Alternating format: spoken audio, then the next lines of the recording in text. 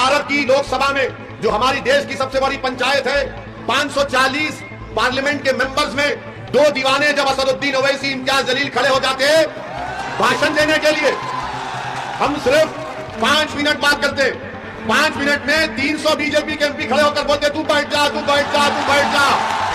और हम उनसे क्या कहते हैं, तुम नहीं बैठेंगे, अब खड़े हो गए तो खड़े रहकर अपनी बात को मुकम्मल करते हैं। ये मिजाज आपको पैदा करना है, ये मिजाज आपको पैदा करना है।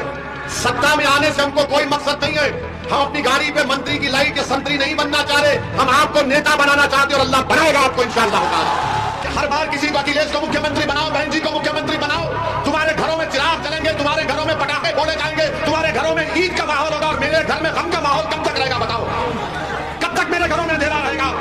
कब तक मेरे बच्चे तालीम से महरूम रहेंगे? कब तक मेरे नौजवानों को जेल में डाल दिया जाएगा? कब तक मेरे नौजवानों के सीनों में गोलियां दाग दी जाएंगी? कब तक मेरी बेटियों के ख्वाबों को चुगला चूर किया जाएगा? कब तक अंसारी बरादरों को दबा दिया जाएगा? उठो, ये वक्त उठने का है, ये वक्त सोने का नहीं है। बुजुर्गों के पास, उनके पैरों के पास बैठकर पूछो कि आज हमारी विधानसभा में एक दीवाना आया था, वो दीवाना हमसे सवाल कर गया कि तुम्हारा नेता कौन है बताओ। तुम्हारा नेता कोई नहीं है, तुमको छोड़ दिया गया तुम्हारे हाल पर। क्यों छोड़ दिया गया? क्योंकि सब जानते हैं ये डर कर हमारा साथ देंगे, ये हमारे कैदी हैं। मैं आपसे कह रहा हूं कि अल्लाह से डरो, ना मोदी से डरो, ना योगी से डरो, ना अखिलेश से डरो, किसी से मत डरो, ना ओवैसी से डरो। उत्तर प्रदेश में कोविड की जब सेकंड वेव आई, मई, जून, जुलाई 2021 में, तो गंगा के पानी पर लाशें गिर रही थी। गरीबों को अस्पताल नहीं मिला, अस्पताल मिला तो ऑक्सीजन नहीं मिला, ऑक्सीजन मिला तो दवाई नहीं मिली। मेरे अजीज दोस्तों और बुजुर्गों, आज उत्तर प्रदेश में एक किसान परेशान है, उसको उसकी कीमत नहीं मिलती। आज उत्तर प्रदेश में खेतों में किसान रातों में खेत में सोता है, क्योंकि अगर वहां पर कोई जानवर आ जाए तो पूरी रात भर में खेत का नुकसान हो जाता है। मेरे अजीज दोस्तों और बुजुर्गों, हर महाज पर बीजेपी की सरकार नाकाम साबित हुई है। ये बीजेपी कहती है कि हमने लॉ एंड ऑर्डर को अच्छा किया। कौन सा लॉ एंड ऑर्डर आपने अच्छा किया? हाथरस हुआ, कैसे हुआ? क्या ये बीजेपी की जिम्मेदारी नहीं है? क्या काशगंज में एक बच्चे को पुलिस थाने में फांसी दे दी गई, क्या ये लॉ एंड ऑर्डर है? बताइए आप। 22 लड़कों को CAA के एहतजाज में गोली मारकर उनकी जान दे दी गई। ये मेरे अल्फाज नहीं है, जस्टिस सुदर्शन रेड्डी जो सुप्रीम कोर्ट के रिटायर्ड जज हैं, उन्होंने अपनी फैक्ट फाइंडिंग रिपोर्ट में कहा हर महाज पर बीजेपी की सरकार नाकाम साबित हुई है। और उत्तर प्रदेश के मुख्यमंत्री जहां कहीं भी जाते हैं कहते हैं कि मैं गर्मी पैदा कर दूंगा, सर्दी पैदा कर दूंगा। अरे बाबा, आप क्या मौसम वैज्ञानिक है?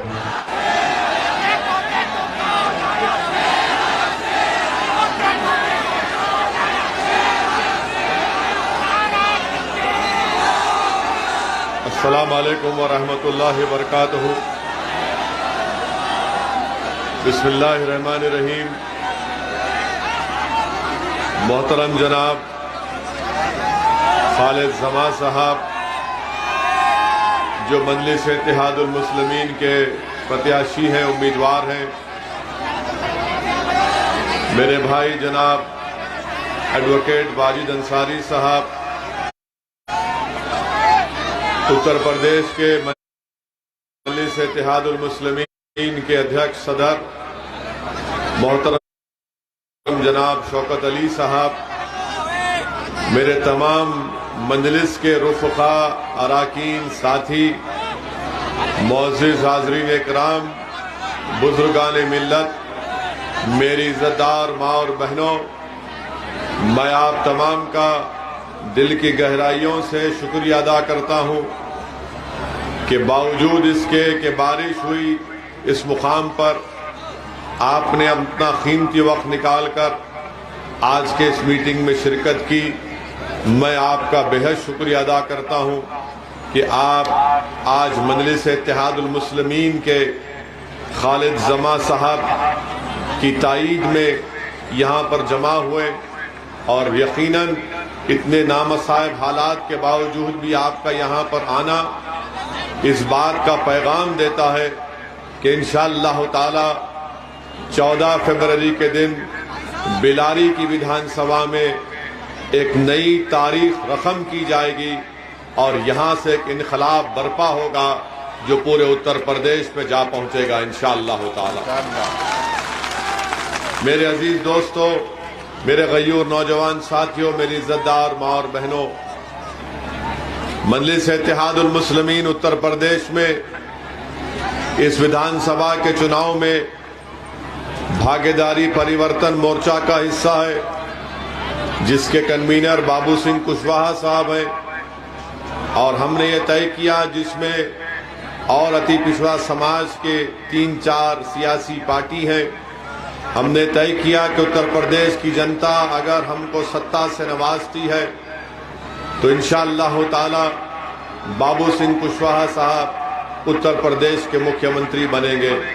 हमने ये भी फैसला किया कि जब सत्ता और इख्तिदार मिलेगा तो हम 3 डिप्टी चीफ मिनिस्टर बनाएंगे, जिसमें अल्पसंख्यक समाज से एक मुसलमान रहेगा और 2 पिछड़ा समाज के अति पिछड़ा समाज के लोग रहेंगे।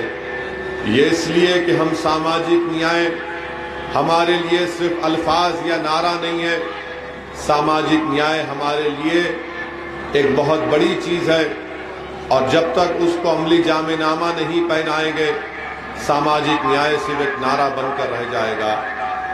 तीसरी बात मैं आपको बताने आया हूं कि हमारे लिए राजनीति कोई तिजारत का मसला नहीं है। हमारे लिए राजनीति कोई दौलत कमाने का मकसद नहीं है। अगर हम राजनीति में आए हैं तो हमारी पार्टी मजलिस इत्तेहादुल मुस्लिमीन का रिकॉर्ड रहा है कि हमने मजलूम अवाम के हक को दिलाने के लिए जो भारत के संविधान में लिखा गया उसको हासिल करने के लिए हम राजनीति करते हैं। अगर हम राजनीति करते हैं तो हम कमजोरों को उनका मुकाम दिलाने के लिए करते हैं। अगर हम राजनीति करते हैं और आपसे वोट का मुतालबा करते हैं तो इसलिए नहीं करते कि यहां से अगर खालिद जमा कामयाब हो जाए तो उनकी शोहरत में या उन इजाफा हो या उनकी अना को तस्कीन हो। अगर मैं आपसे इस विधानसभा में आकर आपसे अपील कर रहा हूं कि हमारे उम्मीदवार प्रत्याशी को कामयाब करो, इसलिए नहीं कि खालिद जमा इनफरादी तौर पर जाती तौर पर ताकतवर हो जाए, बल्कि इसलिए कि आपको ताकत मिले, आपकी आवाज मिले, आपका एक नेता जमीन से उठकर उत्तर प्रदेश की विधानसभा में जब जाएगा तो सही मानों में आपका नुमाइंदा रहेगा। और मैं आपको ये भी बताना चाह रहा हूं कि हमारी जिद्दोजहद जो अब तक रही और इंशाअल्लाह ताला सुबह क़यामत तक ये रहेगी कि कमजोरों को उनका हिस्सा मिले। मजलिस की लड़ाई उत्तर प्रदेश के विधानसभा में हिस्सेदारी की लड़ाई है, और आप जानते हैं कि आपको सिर्फ इस्तेमाल किया गया डराकर वोट बैंक के तौर पर, और जब वोट ले लिए तो यहाँ के मसले मसाइल को लोग भूल जाते हैं। आज इस विधानसभा के गांव में जाइए, वहां पर आपको रोड नजर नहीं आएगी। मेरे अजीज दोस्तों और बुजुर्गों, आप इस विधानसभा में जानते हैं कि कोई गवर्नमेंट का कॉलेज नहीं है, ना लड़कियों के लिए है, ना महिलाओं के लिए है, ना लड़कों के लिए है। हाँ, जरूर यहाँ पर समाजवादी पार्टी के मौजूदा विधायक और प्रत्याशी ने अपने लिए एक प्राइवेट कॉलेज खोल दिया और उसमें पढ़ाने के लिए बच्चों से फीस भी लेते हैं माशाल्लाह, मगर गवर्नमेंट से लड़कर नुमाइंदगी कर उन्होंने कोई कॉलेज हासिल नहीं किया। इस पूरे बिलारी में डिग्री कॉलेज नाम की चीज नहीं है। बताइए आपने इनको 10 साल मौका दिया, इसके बावजूद भी उन्होंने इस विधानसभा के लिए कुछ नहीं किए। आप जानते हैं मेरी इस बात से कि हमारे अंसारी भाई यहाँ पर बड़ी तादाद में रहते हैं। बिजली के बिल के बारे में, आज बिजली का बिल जब आता है तो हमारे अंसारी भाइयों का पावरलूम की इंडस्ट्री नहीं चलती है। मैं आपसे वादा कर रहा हूँ कि आप यहाँ से खालिद जमा साहब को कामयाब करिए, उनको वोट देकर अपनी दुआओं से, तो जो सूर डिपो का मसला है वो मजलिस हल कराएगी इंशाअल्लाह ताला। और फिर आप जानते हैं कि हमारे दाएं में जो वाजिद अंसारी साहब खड़े हैं, उनके वालिद मोहतरम साबिर अंसारी साहब चेयरमैन थे, और मैं अल्लाह से दुआ करता हूं कि अल्लाह सुब्हानहू व तआला साबिर अंसारी साहब की मग़फ़िरत फरमाए और उनके दर्जात को अल्लाह बुलंद करे और उनके फर्जन को उनका नेक नेमुल बदल बनाए। मेरे अजीज दोस्तों और बुजुर्गों, मैं आपको ये भी बताने आया हूं कि आप जानते हैं कि कल पार्लियामेंट में प्रधानमंत्री ने बहुत चीखें मार मार कर अपना भाषण दिया। नरेंद्र मोदी जी ने पार्लियामेंट में कहा कि देश में जब कोरोना फैला, उन्होंने कहा कि जब देश में कोरोना फैला तो किसी और को जिम्मेदार खड़ा कर दिए। क्या आप किस विधानसभा में, आप जानते हैं, मैं आपको याद दिलाना चाहता हूं कि इस विधानसभा में जब कोविड के नाम पर मसाजिद और मदरसों के ऊपर उत्तर प्रदेश की सरकार ड्रोन चला रही थी, तो क्या वो हमारी तौहीन नहीं थी कि मस्जिद और मदरसों के ऊपर ड्रोन चलाकर देखा जा रहा था? क्या ये हमारी तौहीन नहीं थी कि तबलीगी जमात को ये बदनाम किया गया ये कहकर कि इनकी वजह से कोविड फैलता है? मेरे अजीज दोस्तों और बुजुर्गों, जब ये तमाशे चल रहे थे, जब दबाया जा रहा था, तो यहाँ के समाजवादी पार्टी के यहाँ के विधायक कहीं पर नजर नहीं आए। मेरे अजीज दोस्तों और बुजुर्गों, मैं आपको ये बताने भी आया हूं कि अभी आपने सुना कि माशाअल्लाह यहाँ के मौजूदा समाजवादी पार्टी के विधायक इन एक नाम से मशहूर हैं कि 90% के नाम से मशहूर हैं, सुना गया, मुझे नहीं मालूम। और ये भी हमने सुना कि उन्होंने एक औलिया अल्लाह के दरगाह के आस्थाने की हजरत शेख सैयद शेख सलाउद्दीन रहमतुल्लाह अलैह तीसिया दरगाह की जमीन को भी उठा लिया। यानी क्या बात है, बड़े तेज हैं, गरीब के मामले में तेज नहीं है, इंसाफ दिलाने के मामले में तेज नहीं है। उत्तर प्रदेश की विधानसभा में जब कोविड के नाम पर दबाया कुचला जा रहा था तो आवाज नहीं उठाए। गरीब के घर में मट्ठी डालने से ज्यादा इनको फिक्र थी कि मैं कहां से मट्ठी उठाऊं और अपने घर में डाल दूं। मुबारक हो आपको कि ऐसे आदमी को आपने वोट दिया। मगर आज आपके सामने खालिद जमा यहां पर है। मेरी आपसे गुजारिश है कि आप उनको अपना एक एक वोट देकर 14 फरवरी के दिन एक नई तारीख रकम करिए। याद रखिए, समाजवादी पार्टी में अल्पसंख्यक समाज की कोई इज्जत नहीं है। इन समाजवादी पार्टी ये समझती है कि अल्पसंख्यक समाज उनका कैदी है। समाजवादी पार्टी ये समझती है कि अल्पसंख्यक समाज हमको छोड़कर कहीं नहीं जा सकता, इसीलिए आपकी कोई अहमियत और आपका कोई मुकाम नहीं है। अगर आपकी अहमियत और मुकाम होता तो आजम खान साहब ने जो लिस्ट भिजाई थी उन लोगों के नाम की, उसमें से सिर्फ एक को और 11 नामों को समाजवादी पार्टी के अध्यक्ष ने मुस्तरद कर दिया। मैं आजम खान साहब की इज्जत करता था और करता रहूंगा, गो वो समाजवादी पार्टी में है।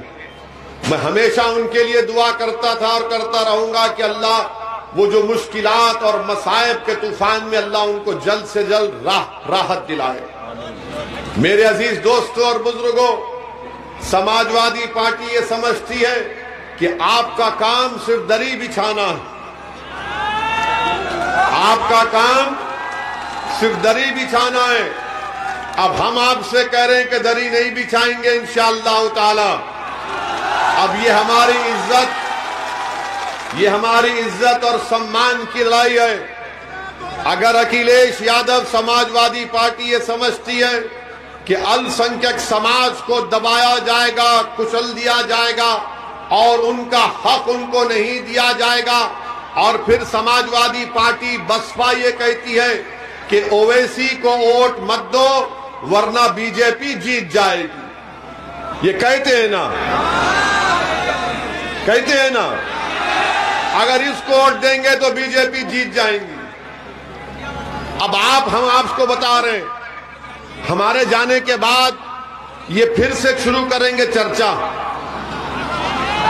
बोलेंगे भड़काऊ भाषण देकर गया, बच के रहना इससे।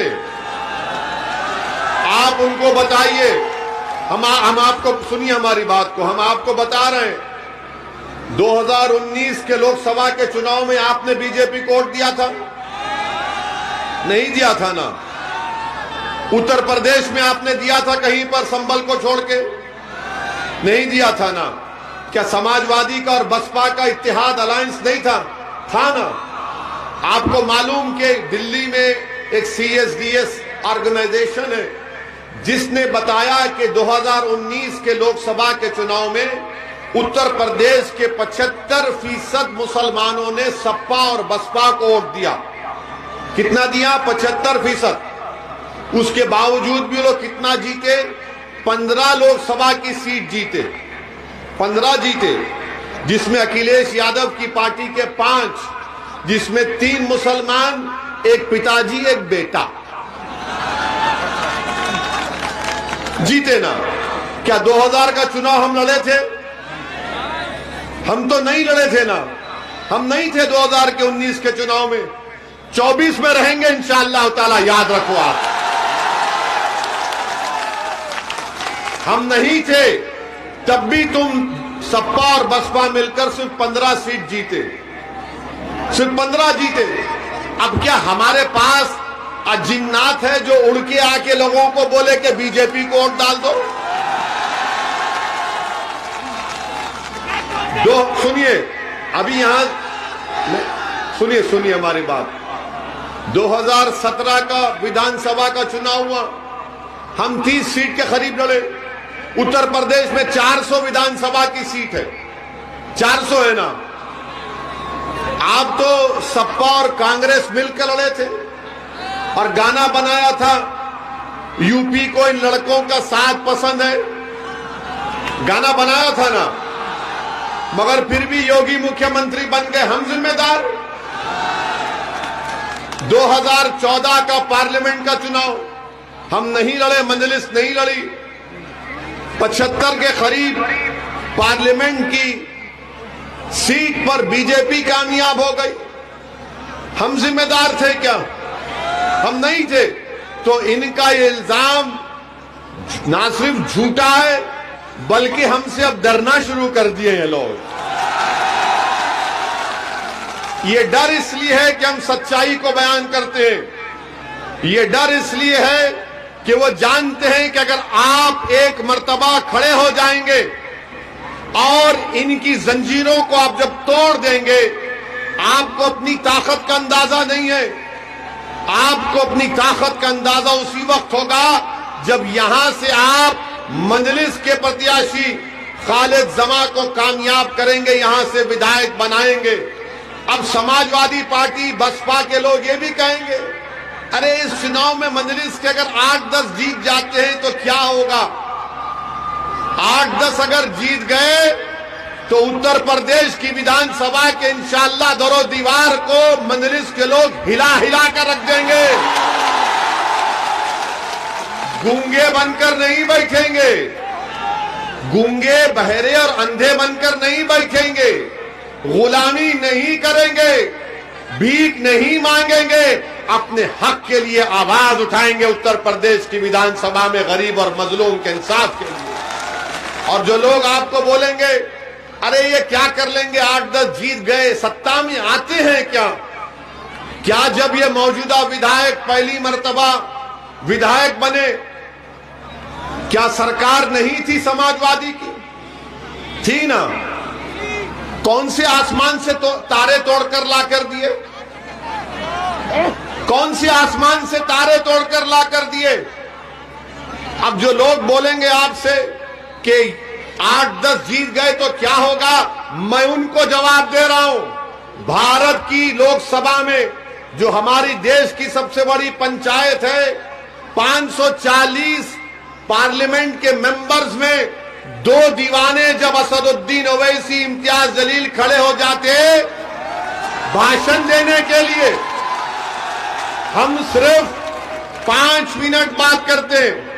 5 मिनट में 300 बीजेपी के एमपी खड़े होकर बोलते तू बैठ जा, तू बैठ जा, तू बैठ जा। और हम उनसे क्या कहते हैं, तुम नहीं बैठेंगे, अब खड़े हो गए तो खड़े रहकर अपनी बात को मुकम्मल करते हैं। ये मिजाज आपको पैदा करना है, ये मिजाज आपको पैदा करना है। सत्ता में आने से हमको कोई मकसद नहीं है, हम अपनी गाड़ी पे मंत्री की लाइट या संतरी नहीं बनना चाह रहे, हम आपको नेता बनाना चाहते और अल्लाह बनाएगा आपको इंशाअल्लाह ताला। हमारी तो यही कोशिश है कि हमारी जिंदगी में हम वो चीजों को देख लें कि आपकी एक लीडरशिप बन जाए, जमीन से उठे आपका नेता बने। क्या बात है कि समाजवादी में अखिलेश यादव नेता है, बीएसपी में बहन मायावती है, बीजेपी में मुख्तलिफ है। आपका नेता कौन है बताओ, कौन है आपका नेता? नहीं, आपका नेता कौन है? मेरा नाम मत लो। मैं यहां पर अपनी मकबूलियत के लिए नहीं आया हूं, मैं यहां पर तुम्हारे से नारे सुनने नहीं आया हूं मेरी तारीफ में। अल्लाह मेरे दिल का हाल जानता है।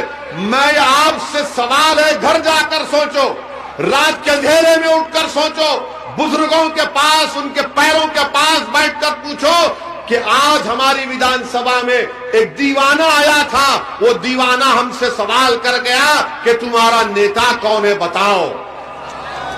तुम्हारा नेता कोई नहीं है, तुमको छोड़ दिया गया तुम्हारे हाल पर। क्यों छोड़ दिया गया? क्योंकि सब जानते हैं ये डर कर हमारा साथ देंगे, ये हमारे कैदी हैं। मैं आपसे कह रहा हूं कि अल्लाह से डरो, ना मोदी से डरो, ना योगी से डरो, ना अखिलेश से डरो, किसी से मत डरो, ना ओवैसी से डरो। आप उम्मीद के नाम पर खालिद जमा को कामयाब कर दिया, उम्मीद के नाम पर, डर की बुनियाद पर नहीं। डर डर कर 50 साल से वोट हासिल कर लिए, क्या मिला आपको? ना आपको नेता मिला, ना आपको हिस्सा मिला, ना आपको हक मिला। मिला तो फसादात मिले, मिला तो CAA के एहतजाज में 22 नौजवानों को गोली से शहीद कर दिया गया, जान ले ली गई। बताओ, अगर आप अब नहीं उठेंगे तो कब उठेंगे? कौन तुम्हारी आवाज को पहचानेगा? हम आपसे बता रहे हैं, हम जिस प्रदेश से आते हैं तेलंगाना में, वहां हमारे सिर्फ 7 विधायक हैं, सिर्फ 7 विधायक हैं। लोग पूछेंगे तुमने क्या किया? हम बहुत काम बता सकते हैं जो ना सपा वाले उसका मुकाबला कर सकेंगे, ना बसपा वाले। हमने तेलंगाना की सरकार के सामने बैठकर कहा कि अल्पसंख्यक समाज मुसलमानों के बच्चे और बच्चियों के स्कूल का इंतजाम करो। आपको बताता हूं कि तेलंगाना में 60,000 अल्पसंख्यक समाज के मुस्लिम बच्चियां और बच्चे 6ठी जमात क्लास 6 से 12th क्लास तक, 12वीं जमात तक फ्री में पढ़ते।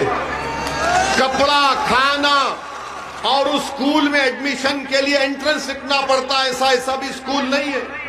ये हमने किया। क्या उत्तर प्रदेश में नहीं किया जा सकता ये काम? कि हर बार किसी को, अखिलेश को मुख्यमंत्री बनाओ, बहन जी को मुख्यमंत्री बनाओ, तुम्हारे घरों में चिराग जलेंगे, तुम्हारे घरों में पटाखे फोड़े जाएंगे, तुम्हारे घरों में ईद का माहौल होगा और मेरे घर में गम का माहौल कब तक रहेगा बताओ? कब तक मेरे घरों में अंधेरा रहेगा? कब तक मेरे बच्चे तालीम से महरूम रहेंगे? कब तक मेरे नौजवानों को जेल में डाल दिया जाएगा? कब तक मेरे नौजवानों के सीनों में गोलियां दाग दी जाएंगी? कब तक मेरी बेटियों के ख्वाबों को चूर किया जाएगा? कब तक अंसारी ब्रादरों को दबा दिया जाएगा? उठो, ये वक्त उठने का है, ये वक्त सोने का नहीं है। और जो लोग आपसे कह रहे हैं, जो लोग, सुनिए ये भाई, ये सुनिए हमारी बात, जो लोग आज आपसे कह रहे हैं आंख बंद करके वोट डालो, बोल रहे हैं ना, बोल रहे हैं ना कि आंख बंद करके वोट डालो।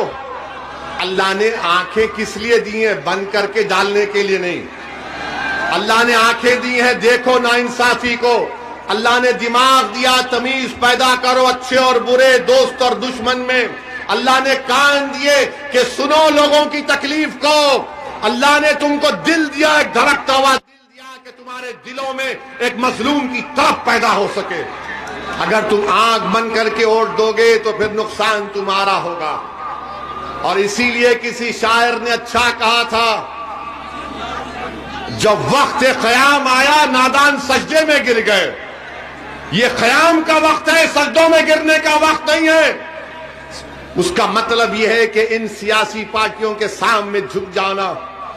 आप मत झुकिए, अपने हक के लिए लड़िए और डरने और घबराने की आपको जरूरत नहीं है। 5 साल से बीजेपी की सरकार उत्तर प्रदेश में कौन सा काम किया? बीजेपी ने वादा किया था कि 70 लाख रोजगार नौकरी दी जाएगी, वो झूठा साबित हुआ। आज उत्तर प्रदेश में सबसे ज्यादा बेरोजगारी है। आज उत्तर प्रदेश में 50% ग्रेजुएट, उत्तर प्रदेश में 45% टेक्निकल एजुकेशन के ग्रेजुएट, उत्तर प्रदेश में डिप्लोमा होल्डर और सर्टिफिकेट 60% के ऊपर नौकरी की तलाश में उनको नौकरी नहीं मिली। आज उत्तर प्रदेश में कोविड की जब सेकेंड वेव आई, मई जून जुलाई 2021 में, तो गंगा के पानी पर लाशें तीर रही थीं। गरीबों को अस्पताल नहीं मिला, अस्पताल मिला तो ऑक्सीजन नहीं मिला, ऑक्सीजन मिला तो दवाई नहीं मिली। मेरे अजीज दोस्तों और बुजुर्गों, आज उत्तर प्रदेश में एक किसान परेशान है, उसको उसकी कीमत नहीं मिलती। आज उत्तर प्रदेश में खेतों में किसान रातों में खेत में सोता है, क्योंकि अगर वहां पर कोई जानवर आ जाए तो पूरी रात भर में खेत का नुकसान हो जाता है। मेरे अजीज दोस्तों और बुजुर्गों, हर महाज पर बीजेपी की सरकार नाकाम साबित हुई है। ये बीजेपी कहती है कि हमने लॉ एंड ऑर्डर को अच्छा किया। कौन सा लॉ एंड ऑर्डर आपने अच्छा किया? हाथरस हुआ, कैसे हुआ? क्या ये बीजेपी की जिम्मेदारी नहीं है? क्या कासगंज में एक बच्चे को पुलिस थाने में फांसी दे दी गई, क्या ये लॉ एंड ऑर्डर है? बताइए आप, 22 लड़कों को CAA के एहतजाज में गोली मारकर उनकी जान ले ली गई। ये मेरे अल्फाज नहीं है, जस्टिस सुदर्शन रेड्डी जो सुप्रीम कोर्ट के रिटायर्ड जज हैं, उन्होंने अपनी फैक्ट फाइंडिंग रिपोर्ट में कहा हर महाज पर बीजेपी की सरकार नाकाम साबित हुई है। और उत्तर प्रदेश के मुख्यमंत्री जहां कहीं भी जाते हैं कहते हैं कि मैं गर्मी पैदा कर दूंगा, सर्दी पैदा कर दूंगा। अरे बाबा, आप क्या मौसम वैज्ञानिक है? बाबा ने कहा कि मैं सर्दी के मौसम में गर्मी और मई और जून में मैं सर्दी पैदा कर दूंगा। बाबा, आपके ने कौन सा ऐसा मशीन है जो मई जून में गर्मी अगर पैदा करेगा? तो तुमने नौकरी क्यों नहीं दी उत्तर प्रदेश के युवाओं को? दे देते उनको नौकरी, कुछ तो कर देते। तुम यहां बिलारी विधानसभा में गवर्नमेंट का डिग्री कॉलेज खोलते बच्चियों के लिए, मगर बाबा बोलेंगे मैं गर्मी और सर्दी पैदा कर दूंगा। एक बात सुन लो बाबा, ओवैसी जो अब गर्मी उत्तर प्रदेश में पैदा कर चुका है ना, वो इंशाअल्लाह ताला तुम्हारी सर्दी भी उसको कम नहीं करेगी, ना तुम्हारी गर्मी उसको कम करेगी। मैं जो तब्दीली देख रहा हूं अल्हम्दुलिल्लाह, वो बड़ी खुशाइंद है। और मैं आपको बता रहा हूं कि मैं सिर्फ चुनाव की हद तक उत्तर प्रदेश को नहीं आया हूं। मैं जब तक अल्लाह सुब्हानहू व तआला हमको जिंदा रखेगा, हमारी पूरी कोशिश होगी कि उत्तर प्रदेश में असदुद्दीन ओवैसी से ज्यादा काबिल लोग नेता बने। मैं आता रहूंगा इंशाअल्लाह। मैं आपकी आवाज भारत के पार्लियामेंट में उठाता था और उठाता रहूंगा इंशाअल्लाह ताला।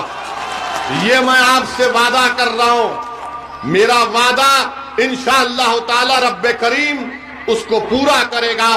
मैं आपसे सिर्फ यही अपील करने आया हूं कि आप डर की बुनियाद पर वोट मत दीजिए, उम्मीद की बुनियाद पर वोट दीजिए। जब मैं उत्तर प्रदेश के मुख्तलिफ मुकामात को जाता हूं, और खास तौर से जहां पर दलित और अल्पसंख्यक समाज की आबादियां हैं, बड़ी तकलीफ होती है कि वहां पर ना रोड है, ना वहां पर नाली है, ना वहां पर सफाई का कोई मौसर इंतजाम है।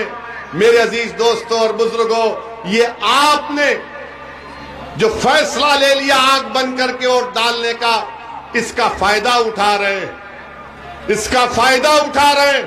अगर आप में एक शऊर बेदार हो जाएगा, कि हमारे मसाइल ये भी हैं, बीजेपी को रोकना जरूरी है।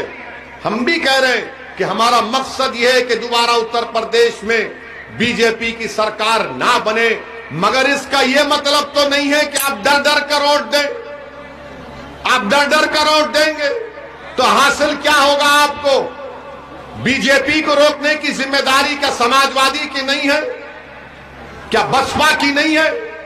क्या कांग्रेस की नहीं है? जिम्मेदारी किसकी हो जाती? आपकी हो जाती। क्या हम इन पार्टियों के घर के गुलाम हैं, नौकर हैं कि हर जब चुनाव आता है, जब कभी चुनाव आता तो ये लोग आके आपसे कहते हैं, अरे बेटा जिंदगी और मौत का मामला है, कहते हैं ना। 2014 जिंदगी मौत नहीं था, 2017 जिंदगी मौत नहीं था, 2019 जिंदगी और मौत नहीं था, 2007 जिंदगी और मौत नहीं था, 2002 जिंदगी और मौत नहीं था। अरे हर चुनाव में हमारे लिए जिंदगी और मौत हो जाता है, उसके बाद रोज हम मरते हैं, कोई आकर नहीं पूछता आपको, कोई आकर नहीं पूछता आपको। इसीलिए हम आपसे कह रहे हैं कि आपने 30 साल 40 साल इनको आजमा लिया, 5 साल के लिए आप यहां से मजलिस को मौका दीजिए, खालिद जमा को कामयाब करिए। आपने सबको दिया, मौका दिया ना, आज एक मर्तबा 5 साल के लिए एक अच्छा फैसला लीजिए। वोट डालने का इख्तियार आपका है। मेरे जज्बाती भाषण से शायद आपका दिल ना बदले, क्योंकि मेरा मानना यह है कि दिलों को मोड़ने वाला रब्बे करीम है और अल्लाह आपके दिलों में मोहब्बत डाले। हम तो दुआ करते हैं अल्लाह आपको ये मेरी इन बातों का असर आपके फैसलों पर हो जाए, हम अल्लाह से दुआ करते हैं। क्योंकि मैं तकरीर करते रहूंगा, लोग अक्सर मुझसे बोलते कि वैसी तेरे भाषण को सुनने के लिए लोग बहुत आते हैं, मगर क्या वो वोट में तब्दील होगा? मैं उनसे कहता हूं कि जब आवाम आ चुकी है तो वोट में भी तब्दील होगा इंशाअल्लाह ताला। वोट में तब्दील होगा जरूर, मगर आपको समझना पड़ेगा, जो हम पर इल्जाम लगाते हैं कि हमारे लड़ने से इनका नुकसान होता है, याद रखो आप पार्लियामेंट के चुनाव में सिर्फ 3 लोकसभा की सीट पर हम लड़े थे। हैदराबाद की आवाम को लाखों सलाम कि उन्होंने मजलिस को कामयाब किया। औरंगाबाद महाराष्ट्र से इम्तियाज जलील को वहां की जनता ने कामयाब किया। आप पूछिए, महाराष्ट्र में 21 साल का शिवसेना का एमपी था, 21 साल का, ना कांग्रेस, ना राष्ट्रवादी कांग्रेस, ना समाजवादी उसको हरा पा रही थी। जब इम्तियाज जलील मजलिस के उम्मीदवार बने तो 21 साल के शिवसेना के एमपी को हमने हराया, वहां पे हमने हराया। वहां पर इनको पेट में दर्द शुरू हो गया। हमको बीजेपी के लोगों ने कहा, ये तुम अब की बार इम्तियाज को ला लियो। मैंने कहा लाए हैं। बोले सर को हाथ लगा के बोले कैसे? हमने कहा लोगों ने अपने वोट की कीमत और अहमियत को जान लिया औरंगाबाद की। वो समझ गए कि अगर हराना है बीजेपी को तो मजलिस को वोट देना है। औरंगाबाद की जनता ने तारीखी फैसला किया। हम किशनगंज बिहार की पार्लियामेंट की सीट लड़े, 3 लाख वोट मिले। क्या वहां पर बीजेपी कामयाब हुई? नहीं, वहां पर कांग्रेस जीती। तो ये सिर्फ डर कर इल्जाम हम पर लगाते हैं, और हम आपको बता रहे हैं कि डरने और घबराने की जरूरत नहीं है। मैं हमारी मां और बहनों से अपील कर रहा हूं, मेरी आपसे गुजारिश है कि 14 तारीख के दिन आप लोग पूरे अज़म और हौसले के साथ आप अपने पोलिंग बूथ को जाइए, और जो हमारी मां और बहनें हिजाब पहनती हैं, निकाब पहनती हैं, वो भी पहनकर जाइए। अब मीडिया वाले चलाएंगे इसको, मीडिया वाले बोलेंगे वैसे ही तू हिजाब को ला लिया। अब आप बताइए, हिजाब और बुर्का पहनना तो हमारा राइट है, हमारा फंडामेंटल राइट है संविधान में। मैं क्या पहनता हूं, क्या खाता हूं, किसी के बाप को झांकने की जरूरत नहीं है उसमें। मेरी बेटी क्या पहनेगी, मेरी माँ क्या पहनेगी, मेरी पत्नी क्या पहनेगी, मेरी खाला क्या पहनेगी। अरे तू अपने घर की फिक्र कर, मेरे पीछे क्यों पड़ा है? अब क्या हम तुमसे पूछ कर पहने क्या पहना? इनको वोट भी डालना डर कर। अब कह रहे कि नहीं, ये पहनने से मुसलमान जो है दब जाता है। तुझे कैसे मालूम? जो हमारा हाल है, हमारे घर में भी बुर्का होता, मगर जब हम घर में जाते भड़काऊ भाषण नहीं दे सकते, हम डर के बैठना पड़ता हमको। हमारे समझे ना, आपका भी हाल होगा, है ना? मुस्कुराओ जरा ताकि तस्दीक हो जाए। हाँ, ये लोग बोलते दबाते, अरे हमको उल्टा दबाते हैं भाई। मगर ये लोग बोलेंगे वो क्या तुम हिजाब। अब हम कल बोले एक भाषण में, हम एक भाषण में बोले, उस बच्ची का जिक्र किए। आप बताओ उस बच्ची ने जुर्रत का मुजाहरा किया नहीं किया? क्या अगर यहां पर कोई बाप है और कोई मां है तो क्या आपका सीना चौड़ा नहीं हुआ कि उसने हिम्मत से काम किया? हुआ नहीं हुआ? आपको खुशी हुई नहीं हुई? अगर हुई तो हाथ उठाओ, उठाओ। छत पे भी खड़े हाथ उठाओ। डर रहे क्यों? समाजवादी के तो नहीं हो ना, उठाओ हाथ। हाँ, अब मीडिया बोलती तुम खामखा इसको उत्तर प्रदेश में ला लिए।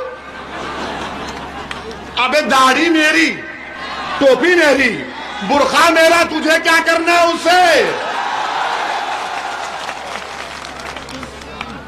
अच्छा, अब हमको मीडिया वाले ने सवाल किया कि पाकिस्तान बोल रहा है इस बारे में, क्या बोलेंगे? मैंने कहा पाकिस्तान भाड़ में जाए, भाड़ में जाए ना, हमको पाकिस्तान से क्या करना है? अखिलेश से पूछो, जिन्ना का नाम तो वो लिए, हम तो नहीं लिए। पाकिस्तान भाड़ में जाए। बोले नहीं, पाकिस्तान ने कहा। हमने कहा पाकिस्तान से हम बताना चाह रहे हैं कि मलाला पर हमला पाकिस्तान में हुआ था, मलाला वहां से नहीं पड़ी तो उसको बरतानिया जाना पड़ा। ये हमारी बच्चियां यहां पर रहेंगी, इज्जत से रहेंगी और पढ़ेंगी और नेक और काबिल बनेगी। तो हम पाकिस्तान को भी पैगाम देना चाह रहे हैं। अरे ठहरो, अभी मीडिया वाले 6 बजे चलाएंगे। हम इनके दूल्हे भाई हैं, भाईजान हैं, हमारे नाम से ही बिकता है ना। इधर समाजवादी हमारा चेहरा दिखाकर डराती, उधर बीजेपी हमारा चेहरा दिखाकर डराती। हम तो सबकी लैला है। तो पाकिस्तान के बारे में हम ये कहना चाहेंगे कि मलाला कोई हमला पाकिस्तान में हुआ, उसको वहां पर पढ़ना पड़ा। पाकिस्तान के संविधान के लिहाज से कोई गैर मुस्लिम वहां का वजीर आजम प्रधानमंत्री नहीं बन सकता। हम पाकिस्तान के लोगों से कहेंगे इधर मत देखो, उधर ही देखो। तुमको, तुम्हारे पास बलूचियों का प्रॉब्लम, तुम्हारे पास क्या क्या झगड़े हैं, तुम उसको देखो। ये देश मेरा है, तुम्हारा नहीं है, हमारे घर का मामला है। आप इसमें अपनी टांग या अपनी नाक मत अड़ाओ, जख्मी हो जाएंगी तुम्हारी टांग और नाक। तुमको इस्लाम के माने समझ में नहीं आए, हमको समझ में आ गए। तो बहरहाल मेरे अजीज दोस्तों और बुजुर्गों, हिम्मत और हौसले से काम करिए। और मीडिया के लिए कह रहा हूं, हम उस बच्ची से वीडियो कॉल भी करके आए हैं। मैं मुस्कान से उनके वालिद से बात किया, उनके वालिद को कहा कि आपने अच्छी तरबियत दी अपनी बेटी की, उसको, उसके हिम्मत और हौसले को अल्लाह और बुलंद करे। तो उस बच्ची ने हमसे भी बात की और उसने कहा कि ओवैसी साहब, हम आपके भाषण को सुनते हैं। मैंने कहा अरे यहां भी सुन रहे हैं, मगर खैर हम मुबारकबाद देते हैं। और हम आपको बताना चाह रहे हैं कि बुर्का, हिजाब और चादर, केरला हाईकोर्ट ने कहा कि ये इस्लाम का एसेंशियल फीचर है, एसेंशियल चीज है। ये कोई नहीं करता, कोई बात नहीं है। और हमारा मानना यह है कि जब भारत के पार्लियामेंट में दाढ़ी और टोपी के साथ बीजेपी और नरेंद्र मोदी पर तनकीद कर सकते हैं, तो ये बच्ची हिजाब पहनकर जा रही है तो क्यों रोक रहे हैं आप? पढ़ने दीजिए, काबिल बनने दीजिए, बल्कि अपनी बेटियों को खूब पढ़ाओ आप, उनको डॉक्टर बनाइए, इंजीनियर बनाइए, कलेक्टर बनाइए, डीएम बनाइए, एसडीएम बनाइए। हमारा मकसद तो यही है कि भारत में जब तक भारत की महिलाओं की सुरक्षा नहीं होगी, जब तक भारत के महिलाओं को तरक्की के मौके नहीं मिलेंगे, भारत सुपर पावर नहीं बन सकता। सुपर पावर बनना है तो महिलाओं को उनका जायज मुकाम मिलना जरूरी है। अरे आप मुझसे कहते हैं जेड कैटेगरी ले लो, जेड कैटेगरी ले लो, तुम्हारी जान को खतरा है, तुमको हत्या करने के लिए लोग 4-4 गोलियां चलाए, तो हमने पार्लियामेंट में खड़े होकर कहा कि ओवैसी को जेड कैटेगरी सिक्योरिटी नहीं चाहिए, मुझे ए कैटेगरी का शहरी बनाओ कि हम सब बराबर हो जाएं। और जब एक बच्ची को 15-20 गुंडे घेर लेते हैं तो ओवैसी को सिक्योरिटी मिली, तो क्या फायदा अगर मुस्कान को खतरा है तो असद को भी खतरा है। हम सबको सुरक्षा मिलनी चाहिए, चाहे किसी समाज के हो, किसी मजहब के हो, जनता को सुरक्षा मिलना चाहिए, पॉलिटिशियन नेता को नहीं। आजकल नेता लोग फैशन बना लिए कि 4-4 लोग बंदूक लेके टाई टाई चलती गाड़ी चलती है, और लोग देख के बोलते जा रहा है नेता, थू बोलते उसको, कुछ काम का नहीं है। हमारी जान की हिफाजत जब होगी जब आपकी जान की हिफाजत होगी। हमारा घर आबाद रहेगा जब तुम्हारा घर आबाद रहेगा। हमारी बेटी खुशी उस वक्त खुश होगी जब तुम्हारी बेटियां खुश होंगी। ये हमारी काम है, ये हमारी जिद्दोजहद, ये हमारी सोच है। इसलिए हम आपसे अपील कर रहे कि 14 तारीख के दिन बिला खौफ और पूरे एतमाद के साथ आप पतंग के निशान पर बटन दबाकर अपने इत्तेहाद को और हिस्सेदारी की लड़ाई में आप अपना रोल अदा करिए और हमारे लिए दुआ करिए। हमारे लिए दुआ करिए कि हमारा खातिमा ईमान पर हो, और जब हमारे लबों से रूह निकली जाए तो कलमा हमको नसीब हो। मैं मौत से नहीं डरता हूं, क्योंकि मेरी माँ और मेरे बाप ने मुझे सिखा दिया कि डरो जब मौत के बाद हिसाब किताब होगा। और मैंने वादा कर रहा हूं आपके सामने कि मैं अपने माँ को हशर के मैदान में शर्मिंदा नहीं करूंगा इंशाअल्लाह ताला। आप दुआ करो कि अल्लाह हमको और अल्लाह हमारी जबान में और तासीर दे, अल्लाह हमारे मकसद में हमको कामयाब करे। मेरा मकसद मेरे लिए नहीं है मजलूमों को इत्तेहाद, मजलूमों को ताकत देना, मजलूमों को इंसाफ मिलना, ये मेरी कोशिश है। मैं आपसे अपील कर सकता हूं, मैं गुजारिश कर सकता हूं कि आप हमारे इस मकसद में, हमारे सियासी सफर में हमारा साथ दीजिए। पतंग के निशान पर बटन दबाकर अपने इत्तेहाद को मजबूत करिए। अस्सलाम वालेकुम व रहमतुल्लाह।